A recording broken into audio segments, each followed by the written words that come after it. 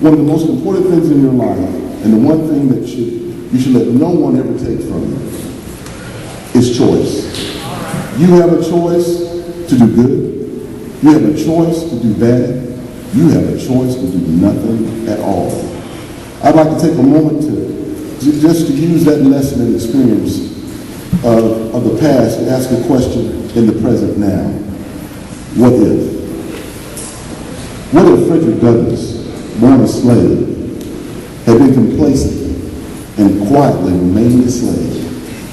What if Thurgood Marshall had not fought for equal rights in the schools, Brown versus Board of Education in 1954? What if Martin Luther King had not had a dream about people being judged by the character rather than the color of their skin? What if Cesar Chavez had decided not to be a labor leader and civil rights activist and founded the National Farm Workers Association? What if Rosa Parks had gotten up and moved that day instead of remaining in her seat? What if Abraham Lincoln had not signed the Emancipation Proclamation ending slavery in 1865? What if George Washington Carver had not worked with the peanut and become the great inventor that we know him to be? What if Shirley Chisholm had not put her name on the ballot in 1972 as the first black woman to seek the nomination as a Democratic presidential candidate? What if Oprah Winfrey had never become a talk show host, an entrepreneur, and movie star? What if any of the individuals mentioned had just decided to go along and just get along, or just accept what people said and what their circumstances would dictate they should be?